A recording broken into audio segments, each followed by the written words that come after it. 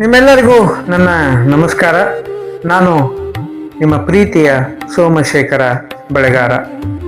ಪ್ರಥಮದೊಳಗ ಗುರುತ್ರಯರನ್ನು ಸ್ಮರಣೆ ಮಾಡಿಕೊಂಡು ನಮ್ಮ ಸೋಮು ಮ್ಯೂಸಿಕ್ ಯೂಟ್ಯೂಬ್ ಚಾನಲ್ನ ಮೊದಲನೆಯ ವಿಡಿಯೋವನ್ನು ನಾವು ಮಾಡ್ತಾ ಇದ್ದೇವೆ.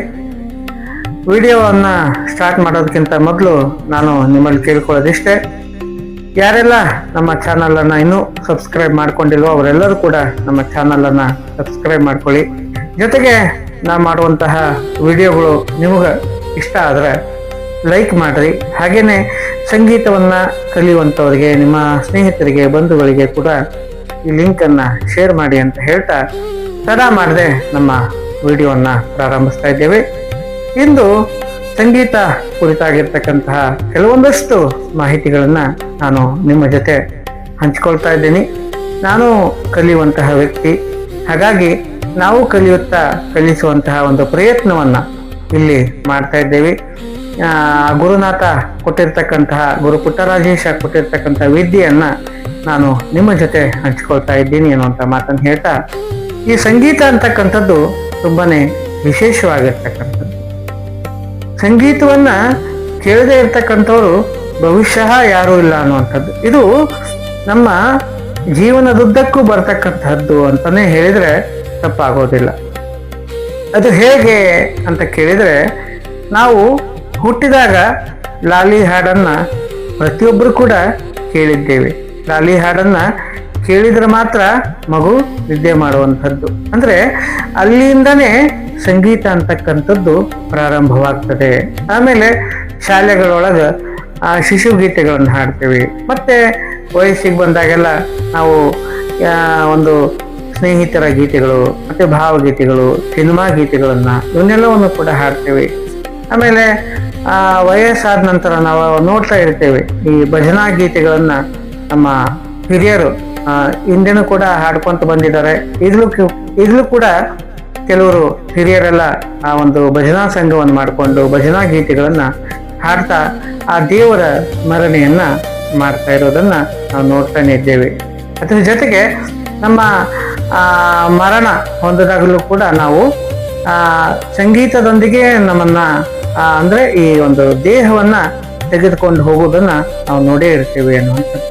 ಹೀಗಾಗಿ ಸಂಗೀತದೊಂದಿಗೆ ನಮ್ಮ ಜನನ, ಸಂಗೀತದ ಜೊತೆಯೇ ನಮ್ಮ ಜೀವನ, ಸಂಗೀತದೊಂದಿಗೆ ಮರಣ ಅನ್ನುವಂತಹ ಒಂದು ಮಾತನ್ನು ಹೇಳ್ತಾ, ಅಂತಹ ಈ ಒಂದು ಸಂಗೀತವನ್ನ ಬರೀ ಮನುಷ್ಯರಷ್ಟ ಅಲ್ರಿ, ಪ್ರಾಣಿ ಪಕ್ಷಿಗಳು ಕೂಡ ಕೇಳ್ತವೆ, ಕೇಳಿ ತಲೆದೂಗ್ತವೆ.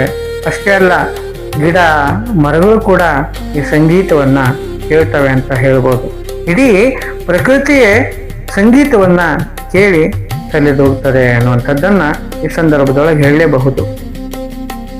ಹಾಗಾಗಿ ಈ ಸಂಗೀತ ಅಂತಕ್ಕಂಥದ್ದು ಬಹಳ ದೊಡ್ಡದು. ಇದು ಸಂಗೀತ ಅಂತಕ್ಕಂಥದ್ದು ಬರೀ ಹೆಸರಲ್ಲ, ಇದು ಒಂದು ದೊಡ್ಡ ಶಕ್ತಿ ಅನ್ನುವಂಥದ್ದು. ಈ ಸಂಗೀತಕ್ಕೆ ಯಾವುದೇ ಜಾತಿ, ಭಾಷೆ, ಧರ್ಮ ಅಂತಕ್ಕಂಥದ್ದಿಲ್ಲ. ಪ್ರತಿಯೊಬ್ಬರು ಈ ಸಂಗೀತವನ್ನು ಕೇಳ್ತಾರೆ. ಎಷ್ಟೋ ಜನ ನೋವಲ್ಲಿರ್ತಕ್ಕಂಥವ್ರು ಸಂಗೀತವನ್ನು ಕೇಳಿ ತಮ್ಮ ನೋವನ್ನು ಮರಿತಾರೆ ಅನ್ನುವಂಥದ್ದು. ಪ್ರತಿಯೊಬ್ಬರ ಜೀವನದೊಳಗೂ ಕೂಡ ಒಂದು ಹಾಡು ಇದ್ದೇ ಇರ್ತದೆ.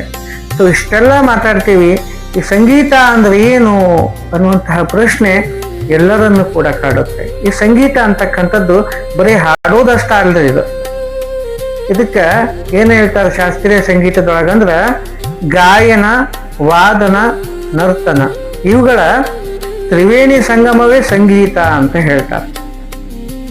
ಸೊ ಗಾಯನ ಅಂದ್ರೆ ಹಾಡುವುದು ಅಂತ ನಾವು ಭಾವಿಸ್ತೇವೆ, ತಿಳ್ಕೊಳ್ತೇವೆ. ಸೊ ಗಾಯನ ಅಂದ್ರೆ ಹಾಡುವುದು. ಆಮೇಲೆ ವಾದನ ಅಂತ ಹೇಳಿದ್ರೆ ವಾದ್ಯಗಳನ್ನ ನುಡಿಸುವಂತಹದ್ದು.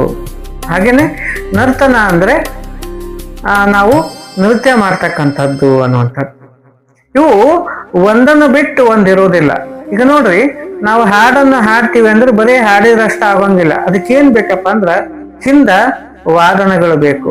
ಅದಕ್ಕೆ ನೋಡ್ರಿ, ನಮ್ಮ ದೊಡ್ಡ ದೊಡ್ಡ ಗವಾಯಿಗಳೆಲ್ಲ ತಾನ್ಪುರ ಮತ್ತ ಹಾರ್ಮೋನಿಯಂ, ತಬಲಾ ಇದ್ದು ಬಿಟ್ರೆ ತಾಸು 1.5 ತಾಸು 2 ತಾಸು ಗಟ್ಲೆ ಆನಂದವಾಗಿ ಹಾಡ್ತಿದ್ರು. ಹಾಗಾಗಿ ಬರೀ ಗಾಯನ ಇದ್ರಷ್ಟ ಅಲ್ಲ, ಅದ್ರ ಜೊತೆಗೆ ವಾದನ. ಹಾಗೇನೆ ಇವತ್ತು ನೃತ್ಯಕ್ಕೆ ಸುಮ್ಮನೆ ಕುಣಿದ್ರ ಅದು ಆಗಂಗಿಲ್ಲ. ಅದಕ್ಕೇನ್ ಬೇಕಪ್ಪ ಅಂದ್ರೆ ಅದಕ್ಕೂ ಕೂಡ ಈ ಗಾಯನ ಜೊತೆಗೆ ವಾದನ ಇವೆರಡೂ ಕೂಡಿದಾಗ ಅದು ಒಂದು ಸುಂದರವಾದ ನೃತ್ಯವಾಗ್ತದೆ ಅನ್ನುವಂಥದ್ದನ್ನು ಕೂಡ ಈ ಸಂದರ್ಭದೊಳಗೆ ಹೇಳ್ಬೋದು. ಈ ಒಂದು ಸಂಗೀತದೊಳಗ ಎಷ್ಟು ಸ್ವರಗಳದವಪ್ಪ ಅಂತ ಕೇಳಿದ್ರ 7 ಸ್ವರಗಳದವ ಅಷ್ಟೇ. ನೋಡ್ರಿ, ಇಡೀ ಪ್ರಪಂಚಾದ್ಯಂತ ನಾವು ಎಲ್ಲೇ ಹೋದ್ರು ಕೂಡ ಇವೇ 7 ಸ್ವರಗಳು. ಇವನ್ನ ನಾವೇನಂತ ಕರಿತೀವಿ ಅಂದ್ರೆ ಸಪ್ತ ಸ್ವರಗಳು ಅಂತ ಕರಿತೀವಿ. ಅವು ಯಾವುವು ಅಂತ ಕೇಳಿದ್ರೆ ಅವು ಸ, ರಿ, ಗ, ಮ, ಪ, ದ, ನಿ.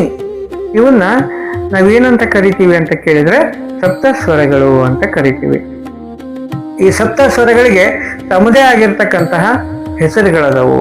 ಅದು ಸ ಅಂದ್ರೆ ಷಡ್ಜ, ರಿ ರಿಷಭ, ಗ ಗಾಂಧಾರ, ಮ ಮಧ್ಯಮ, ಪ ಪಂಚಮ, ದ ದೈವತ, ಹಾಗೇನೆ ನೀ ನಿಷಾದ. ಈ ಸಪ್ತ ಸ್ವರಗಳು ಸುಮ್ಮನೆ ಬಂದಿಲ್ರಿ, ಇವು ಪ್ರಾಣಿ ಪಕ್ಷಿಗಳಿಂದ ಬಂದುವು ಅಂತ ಹೇಳಿ ಸಂಗೀತದ ಕೆಲವು ತಜ್ಞರು ಹೇಳ್ತಾರ. ಅದನ್ನ ಸಂಕ್ಷಿಪ್ತವಾಗಿ ತಿಳ್ಕೊಳ್ಳೋದಾದ್ರೆ ಸ ಇದು ಷಡ್ಜ, ಇದು ನವಿಲಿನಿಂದ ಬಂತು ಅಂತ ಹೇಳ್ತಾರೆ. ಹಾಗೇನೆ ರಿಷಭ ಇದು ಎತ್ತಿನಿಂದ ಬಂತು ಅಂತ ಹೇಳ್ತಾರೆ. ಜೊತೆಗೆ ಗಾಂಧಾರ ಗ ಇದು ಮೇಕೆಯಿಂದ, ಮಧ್ಯಮ ಕ್ರೌಂಚ ಪಕ್ಷಿಯಿಂದ ಬಂತು ಅಂತ ಹೇಳ್ತಾರೆ. ಹಾಗೇನೆ ಪಂಚಮ ಇದು ಕೋಗಿಲೆಯಿಂದ ಬಂತು ಅಂತ ಹೇಳ್ತಾರೆ. ಹಾಗೇನೆ ದೈವತ ಇದು ಕುದುರೆಯಿಂದ ಬಂತು ಅಂತ ಹೇಳ್ತಾರೆ. ಹಾಗೇನೆ ನಿಷಾದ ಇದು ಆನೆಯಿಂದ ಬಂತು ಅಂತ ಹೇಳ್ತಾರೆ. ಹೀಗೆ ಪ್ರಾಣಿ ಪಕ್ಷಿಗಳಿಂದ ಒಂದೊಂದು ಸ್ವರ ಉತ್ಪನ್ನವಾದವು ಅನ್ನುವಂತಹ ವಿಚಾರವನ್ನು ಕೂಡ ನಾವು ಈ ಸಂದರ್ಭದೊಳಗ ತಿಳ್ಕೋಬಹುದಾಗಿದೆ. ಇನ್ನು ಅನೇಕ ವಿಚಾರಗಳನ್ನ ನಾವು ಮುಂದಿನ ವಿಡಿಯೋದೊಳಗ ತಿಳಿಸ್ತಾ ಹೋಗ್ತೀವಿ. ಮತ್ತೊಂದು ಬಾರಿ ನಾನು ನಿಮ್ಮಲ್ಲಿ ಕೇಳ್ಕೊಳ್ಳೋದಿಷ್ಟೇ, ನಮ್ಮ ವಿಡಿಯೋ ನಿಮ್ಗೆ ಇಷ್ಟ ಆದ್ರೆ ಲೈಕ್ ಮಾಡಿ, ಜೊತೆಗೆ ಸಬ್ಸ್ಕ್ರೈಬ್ ಮಾಡ್ಕೊಳ್ಳಿ, ಹಾಗೇನೆ ಎಲ್ಲರಿಗೂ ಇದನ್ನ ಶೇರ್ ಮಾಡಿ ಅಂತ ಹೇಳ್ತಾ ನಿಮ್ಮೆಲ್ಲರಿಗೂ ಭಕ್ತಿಪೂರ್ವಕವಾದ ಶರಣಾರ್ಥಿಗಳನ್ನ ತಿಳಿಸಿ ನನ್ನ ವಿಡಿಯೋವನ್ನ ಮುಗಿಸ್ತಾ ಇದ್ದೇನೆ.